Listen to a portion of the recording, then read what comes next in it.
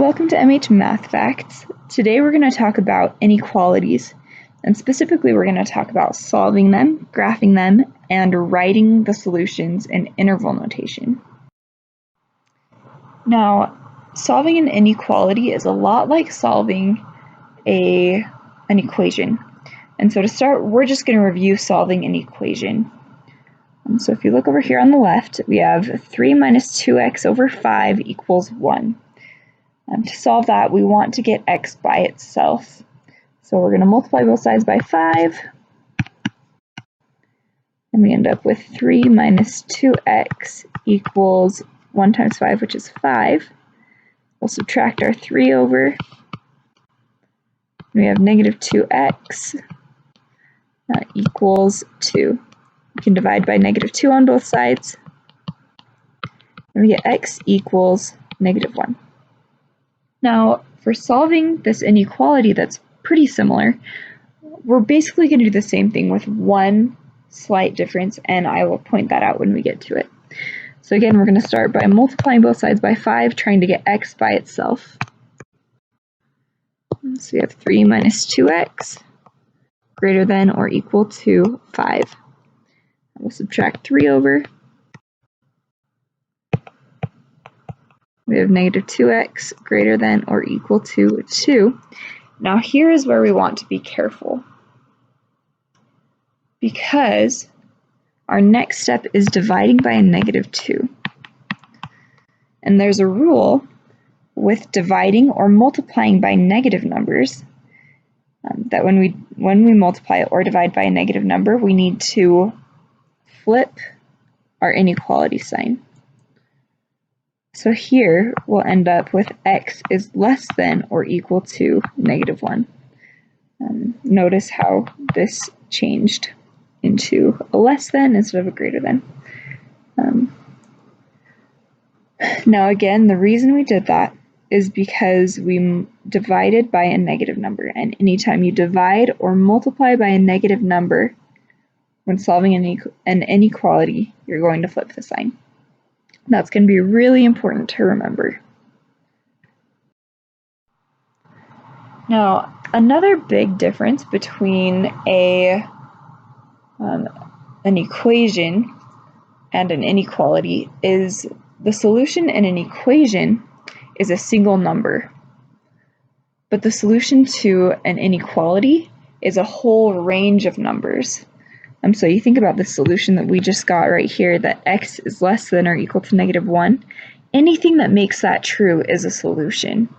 So like negative 2 makes it true, negative 3 makes it true, negative 10 billion makes it true.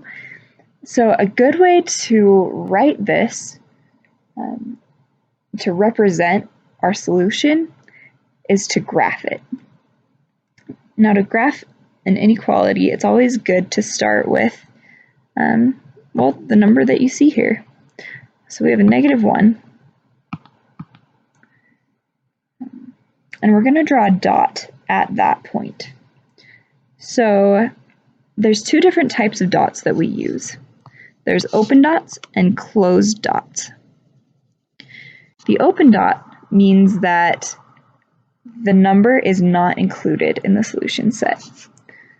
Or in other words, we used a less than or a greater than.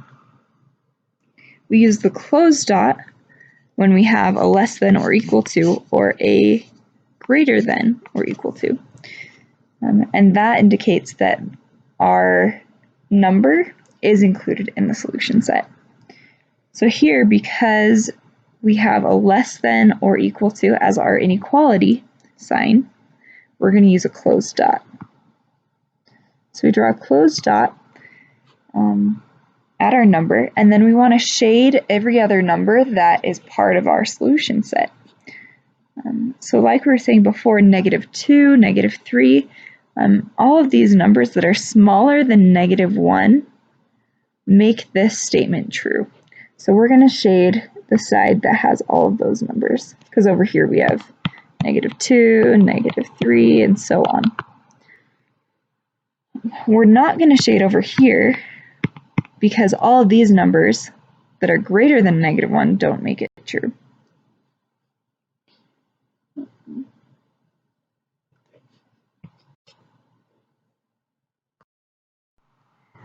let's talk about one final way that we can represent the solutions to an inequality, and that's through interval notation.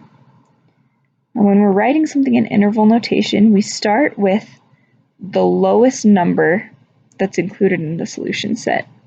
So here, if we follow this line along as far as it'll go, it's actually just going to keep going forever. So we write that as negative infinity. That's not technically a number, but there is no lowest number, so that's the best we can do, is negative infinity. And then, if we follow the line the other way, we go as far as we can to the right, and it stops at -1, so we're going to write -1 next. Now we also need to write either some parentheses or some brackets around these two numbers. We're going to use parentheses whenever we're using an open dot, or we're using strictly less than or greater than. This means that that answer or that number is not included in the solution set. We also might use brackets, and that's when you have a closed dot or you're using these other inequality signs that also can be equal to. And that means that the number next to those brackets is included in the solution set. So here, next to -1, we're going to put a bracket because -1 has a closed dot, and our inequality sign is less than or equal to. Now, when it comes to infinity and negative infinity, we're always going to use parentheses because you can never quite get to negative infinity. If you go one lower, you're still at negative infinity no matter what. Same with positive infinity. If you add one, you're still at infinity. So that is interval notation. Feel free to let me know if you have more questions about that. And here's just a helpful chart to keep in mind when you're graphing, when you're doing your interval notation. All the things in this column go together, all the things in this column go together. And I'm also going to add in for interval notation, if you have negative infinity or infinity, you're going to use parentheses. Awesome. Well, let me know if you have any questions about any of this. I hope it helps, and we'll see you next time.